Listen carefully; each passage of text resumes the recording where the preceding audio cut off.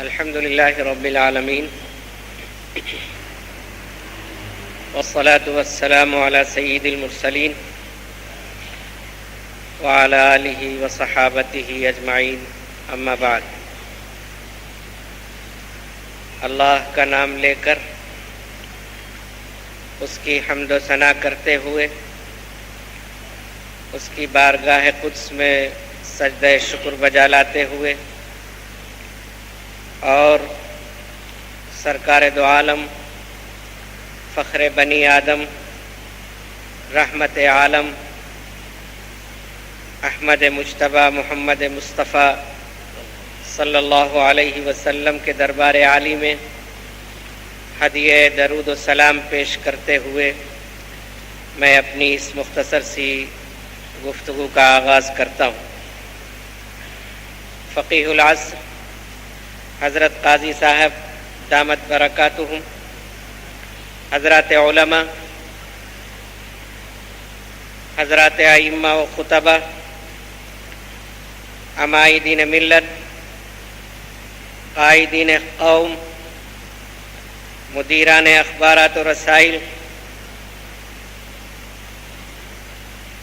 ذمہ داران سینٹر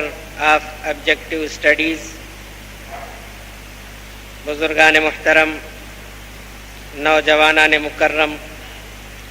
خواتین اسلام، یہ مبارک اور باوقار علمی مجلس رسول اللہ صلی اللہ علیہ وسلم کی ذات عالی سے منسوب ہے، اور سب جانتے ہیں، اور کوئی نہیں جانتا ہو تو اسے جان لینا چاہیے کہ دنیا انسانیت میں رسول اللہ صلی اللہ علیہ وسلم کے دربار گوہر بار سے محترم اور باعظمت کوئی دربار نہیں. یہ ایسا دربار گوہر بار ہے اور یہ ایسی سرکار عالی وقار ہے کہ اس کے گن گانے والے اور اس پر سر دھننے والے بے شمار ہیں. کتنے اس کی مدح سرائی میں رطب اللسان اور کتنے اس پر گوش برآواز. ادب عالیہ کا نذرانہ حسین پیش کرنے والے کتنے، اور گلہائے شعر و سخن کی خوبصورت لڑیوں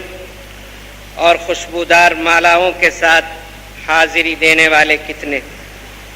اللہ اکبر. لاکھوں کروڑوں مجلسیں اسی سرکار کی نسبت سے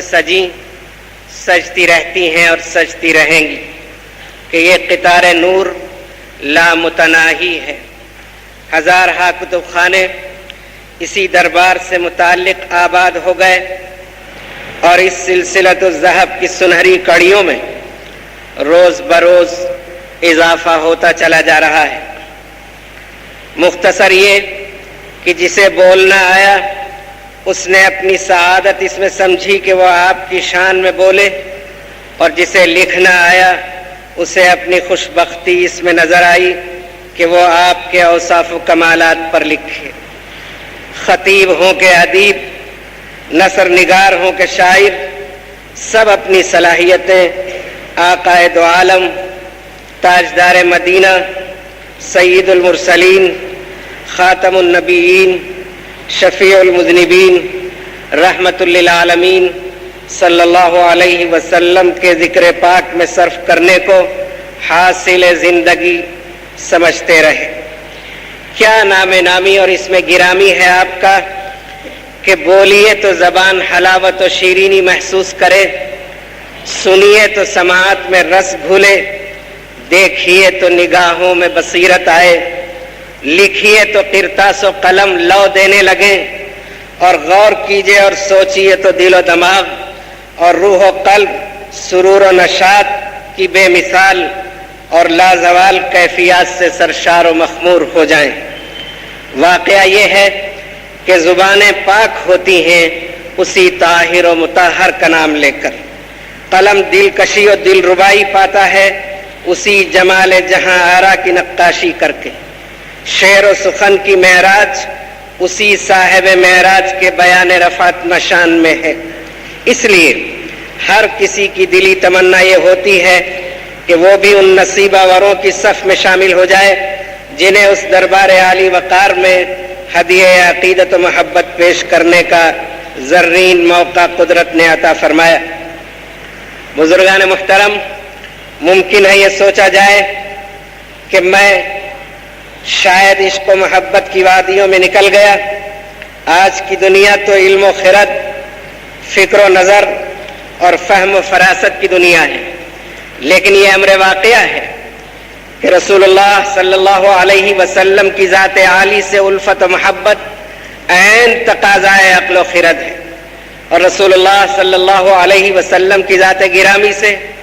بے پناہ محبت، لازوال الفت اور بے مثال چاہت کے پیچھے ناقابل تردید دلائل اور ناقابل تنسیخ براہین کی ایسی زبردست طاقت موجود ہے کہ کوئی صاحب عقل و فہم اس سے صرف نظر نہیں کر سکتا۔ اس لیے عشق و محبت کو بنیاد قرار دے کر ابتدا تو شاید آپ عقل و فہم سے کریں، لیکن آگے قدم بڑھائیں اور جاننے کے بعد ماننے کی منزل پر پہنچ کر پھر چاہنے کی خوبصورت اور آخری منزل تک پہنچنے کی ضرور ہم میں سے ہر ایک کو کوشش کرنی چاہیے۔ آپ کی شخصیت کے بارے میں جو جتنا سوچے گا، غور کرے گا، آپ کے حالات کا جتنا مطالعہ کرے گا، آپ کے کارناموں پر جتنی نظر ڈالے گا، یقیناً اس کے نزدیک آپ کی شخصیت محبوب ترین ہو جائے گی اور وہ آپ کو ٹوٹ کر چاہنے لگے گا۔ حاضرین گرامی، موجودہ دنیا انتشار اور ٹوٹ پھوٹ کا شکار ہے۔ بے چینی، عدم اطمینان اور مایوسی آج کے خدا فراموش معاشرے کی دین ہے۔ پوری انسانیت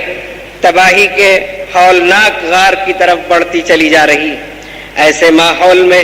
ضروری اور لازمی ہے کہ اسی دربار کی طرف رجوع کیا جائے جس دربار میں سارے مسائل کا حل اور ساری پریشانیوں کا مداوا موجود ہے۔ ہمیں ممنون ہونا چاہیے کہ سینٹر فار آبجیکٹیو اسٹڈیز کے بلند ہمت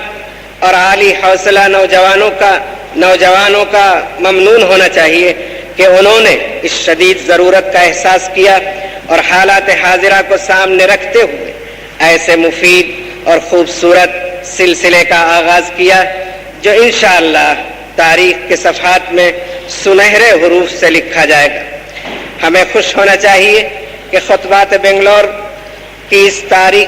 تاریخ ساز جلسوں کے لیے ان حضرات کی نگاہ انتخاب نے انتہائی صحیح فیصلہ کرنے میں کامیابی حاصل کی، اور فقیہ العصر حضرت مولانا قاضی مجاہد الاسلام قاسمی دامت برکاتہم کو انہوں نے دعوت دی، اور ان نوجوانوں کے اخلاص، جذب دروں، جہد متواتر اور سعی پیہم نے حضرت قاضی صاحب کو عالمی اسفار کے درمیان بھی شہر بنگلور کو یاد رکھنے اور یہاں قدم رنجہ فرمانے پر آمادہ اور مجبور کر دیا۔ بزرگان محترم، حضرت مولانا قاضی مجاہد الاسلام محتاج تعارف و تعریف نہیں۔ اللہ تعالیٰ نے آپ کی ذات و ستودہ صفات میں ایسی خوبیاں رکھ دی ہیں جن کی مثال مشکل سے ملے گی۔ اسلامک فقہ اکیڈمی اور آل انڈیا ملی کونسل کے دونوں کے آپ سیکریٹری جنرل ہیں۔ آپ اندازہ کیجئے، فقہ اکیڈمی خالص علمی و فقہی مباحث کا مرکز ہے، اور ملی کونسل ملک کے طول و عرض میں مستقل جد و جہد کا میدان ہے۔ دونوں کی سربراہی کا یہ بار عظیم آپ نے اپنے کندھوں پر اٹھا رکھا ہے۔ یہ اس مسلسل خدمت کے سوا ہے جو امارت شریعہ بہار اور اڑیسہ کے مرکزی دارالقضاء میں قاضی القضات اور چیف جسٹس کی حیثیت